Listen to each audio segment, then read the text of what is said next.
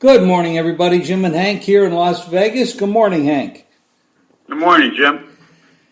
Kind of a slow day today in college hoops. We got 3 above-the-line games here, and then we got a bunch of extra games that we never really talk much about, but that's because most people don't bet them. But I kind of like North Carolina Central over Bethune-Cookman, but I'm not laying 4.5 points with them. But that's just a side note. We got 3 games in the major basketball area. We got North Carolina State at Duke, Texas Tech at Baylor, and Idaho State at Weber. Anything in those games? I mean, we got a couple games. Duke has just been sliding a little bit. They lost a tough game to Virginia the other day. Baylor's off a loss. It's amazing, Hank, how many of these top teams, rated teams, are losing. I mean, look at what Creighton did yesterday. Yeah, they were bad. Well, starting with Duke, I had the winner in that game. I picked Virginia on the television show Saturday morning. And Baylor has lost a couple of games recently. But Duke is not playing well. As I said, they depend on Jones a lot. Even their big man is not doing what he's supposed to underneath. They're not controlling the boards. They can't shoot fouls. And they're sliding down the list to the point where they may wind up as a third seed. And if they don't do well in their conference tournament, they could be even a 4th seed. They're just not the team they were last year. They don't have any shooting depth. They depend too much on 3 points. They can't shoot free throws. Vernon Carey teams have been keeping him away from the boards, and he doesn't have a response, and they can't get the ball to him so frequently. And Coach K doesn't seem all that interested right now. And but he has not been touting his team to people close to him. So this is not the old Duke teams. And I think both favorites could be in trouble tonight. There was a race in Dubai, a $20 million race. Wow. That was a spectacular race. Really? And Maximum Security won the race. And Midnight Bisou, who was a female, ran the best race of anybody. She closed tremendously on the inside and almost won the race. And there were 14 horses in the field with a bunch of outstanding champions. And I think Midnight Bisou right now might be the best horse in racing, and it's a filly. She's reminds you of Zenyatta a little bit. She made a huge late run. She was pretty far back and just came on to finish second. And but Maximum Security ran a great race. He got the lead. He was well placed second. Got the lead at the top of the stretch. Took over the race and was drifting a little bit at the finish and was a little bit wide, but just held off Midnight Bisou. It was a great race. $20 million. I mean, the purse money was incredible. Wow. The Fountain of Youth was not a good race at all. It was everything I thought it was. There's just nothing in there. Wow. So where do they ship that Midnight Bisou next? Do you have any idea? Oh, I don't know. They just, she'll probably ship back to the United States. I mean, she's a California-based horse. Right. Okay, well, something to keep an eye on. I guess that's interesting. Interesting commentary, Hank. The NBA, anything exciting there? Well, I watched the Laker game last night against New Orleans, and I'll tell you right now, LeBron is playing like an MVP candidate. He had a huge game last night. He almost had 40 points and really took the game over late. where, New Orleans was leading in the last few minutes. I'll tell you, Lonzo was horrible down the stretch. He couldn't hit anything. He kept trying to shoot his way out. He never threw a pass to anybody, and he was taking jump shots that weren't close. And Ball, he lost the game for New Orleans because they were ahead with about 3 or 4 minutes left, and then LeBron took the game over. But the Ball was really bad. I mean, it was like you didn't want to see the ball in his hands, and nobody else was doing well, and except for the one guy, and that was Zion. And he didn't get the ball enough at the end of the game. Wow. Well, that season's coming down to the nitty-gritty also. Everybody playing for a position to get into the playoffs. Well, right now, the Lakers look like they're the best team. And I include the Clippers in that. Well, they've been talking about who the best team in basketball is, and it always comes down to those two clubs. Toronto's missing. Well, Milwaukee. Milwaukee's great. Milwaukee gets a lot of attention. Sure do. Yeah, they're. And I'll tell you, Houston is playing well. The big question about Houston is that style that they're playing. Can that hold up in the small ball? It's interesting to watch it. I kind of enjoy it. But they're a 10-point favorite now at New York tonight. Will it hold up in a grindy 5 or 7 game series in the playoffs against somebody? That's very interesting. Be interesting to watch. College basketball, Hank, not to divert here too much, but I see a lot of these teams with big leads and just crash and burn. I mean, just giving up big leads.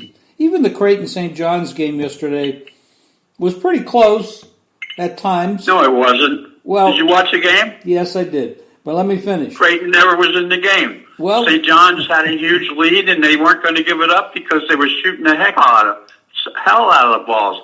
They had a double-digit lead the whole game. Hank, at one point, Creighton took a 1 or 2 point lead, about 50-something to 50-something, and then from there it crashed.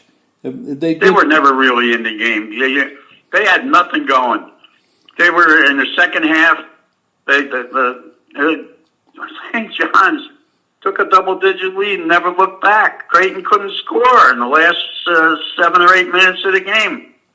St. John's they had a guy who was shooting 3-point shots and never missed. Well, they hit about 50% of their 3-pointers. I mean, they were incredible.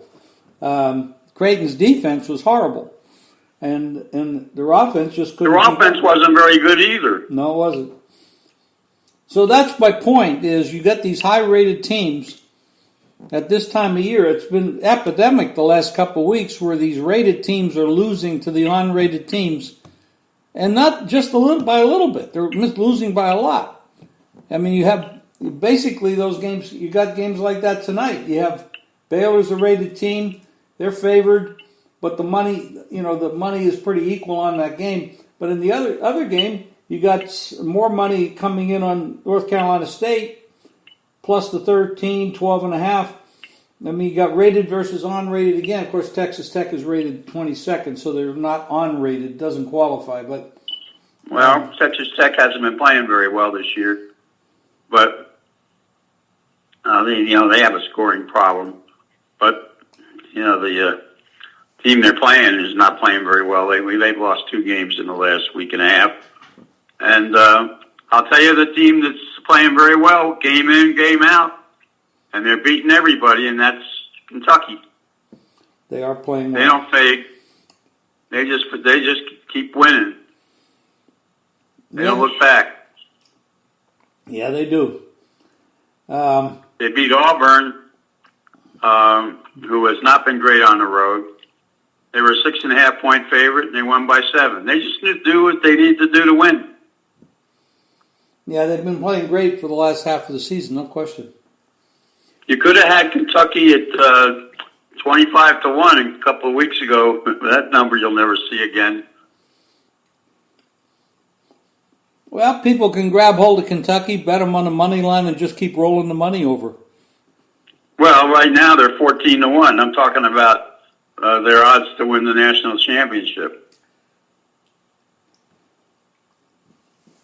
How many teams do you think are likely to be, let me put it this way, are real contenders? I mean, do you think it's 10, 15, 20 that, or is it down to the normal is 4 or 5 or 6, but this year we really haven't seen dominant clubs, except now right now you're looking at Kansas, maybe Baylor, Kentucky are the best. Seton Hall is very good.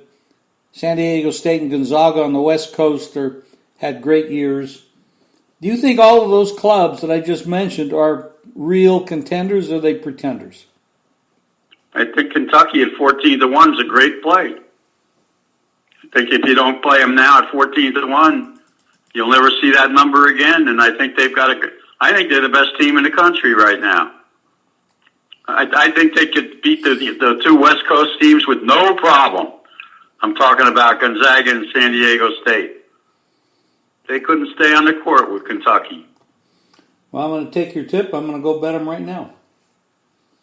What do you think of Dayton?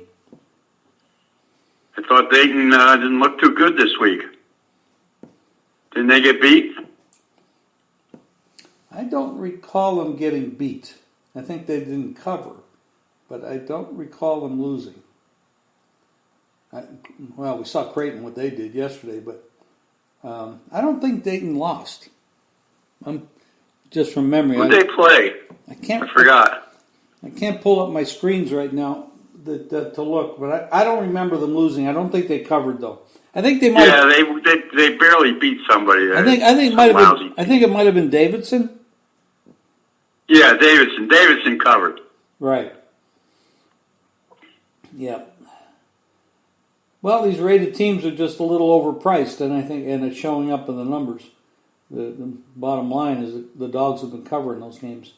Like tonight, a lot of people like NC State taking 12.5. Well, Duke is not the same old Duke team. They've lost 3 games in the last 5. They've lost 3 games outright to the unrated teams.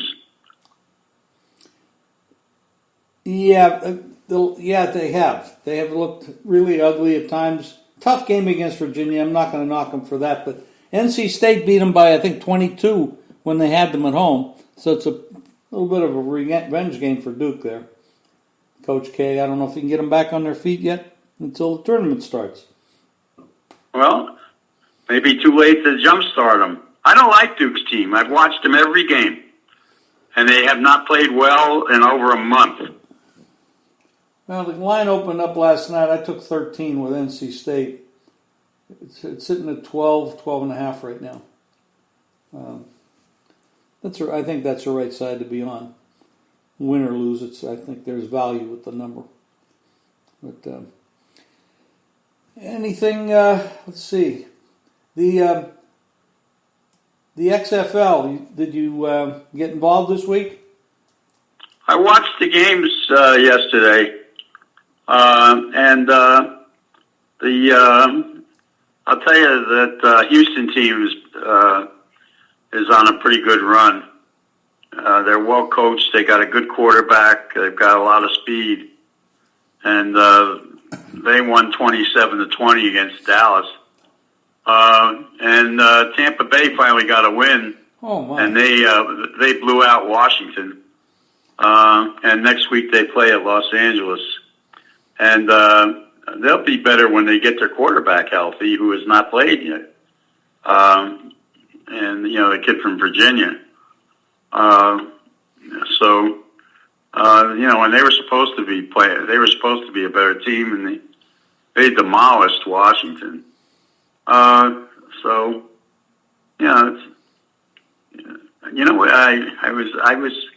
did not realize that Jerry Glanville was the defensive coordinator for Tampa, and I got to give him a call. He's 78 years old. He's still coaching. Awesome. And That's great. he and I are good friends for a lot of years. Well, he did a hell of a job yesterday, 25-0. The Defenders opened a 1-point favorite and closed a 5-point favorite, so all the money came in on the Defenders, and Tampa just wrecked them. They just destroyed them. Well, second half they were an 11.5-point favorite. Wow. That's... I just wanted to bring up something in baseball, and that is the Yankees, who have had injury problems from last year, and now they lost Severino for the season, and their two top hitters are not going to be ready for the start of the season. The two top home run hitters. The Yankees, I don't know what's up with them with the injuries, but they just keep getting demolished with their best players getting hurt. Yeah. Severino's a big loss. He's a second top pitcher. And now they're on the market for a starting pitcher. Yeah, and I think something happened with Graman. Also, he's also out, suspended or something. I forget what the reason was. Who? Graman. You might say it German, but it's Graman. Oh, I just knew about those three. And Judd is not going to be ready, and now he's having more tests done on his shoulder, and he would be a big loss. And then Stanton, who just seems to be hurt all the time, he's not going to be ready for a while. Somebody told me those are two guys who were the heart of the batting order. Somebody told me that Stanton played 18 games last year. Is that possible? Yeah, he was hurt all year. Wow. That's not bad for $30 million. All right, Hank, we'll talk again on Wednesday. Thanks, buddy. Okay. Bye-bye. Okay, everybody, go to jimfeist.com, and it'll get a little bit more exciting as we start to get closer to the NBA playoffs and baseball season starting. And, of course, March Madness is here. So we're a couple days away from opening that. I'm excited. Hope you are. We had a good weekend. I think I was like 4 days. I think 13-4 or something like that. I'm not exactly sure, but I know it was a big weekend. So, but I will tell you this: that some of these teams are not coming to play every day, and I think it shows that they're young. They haven't played this many competitive games in their life. They might be running out of gas. I see that with West Virginia a lot. They just look absolutely terrible right now. And but we see it across the board. I mean, Creighton playing like they did yesterday, number 10 team in the country, just absolutely looked terrible. St. John's shot the eyes out the ball. I mean, that was great. They played great. They played good at home. But to win that game in a blowout fashion like that's incredible. So, it's time to be a little bit careful in college until the tournaments start, and then you're going to see some of these kids try to ramp it back up again. They might have been sleepwalking because they're rated, they're playing good, they got a good record, they know they're in the tournament, et cetera, et cetera, et cetera. So I'm not too concerned about all that. They'll bounce back. You just got to really pick your spots now. And these ranked teams going against non-ranked teams, and the money coming in on the non-ranked teams, that's definitely the right side. And it's been paying off for a couple of weeks. Talk to you again on Wednesday. Thank you.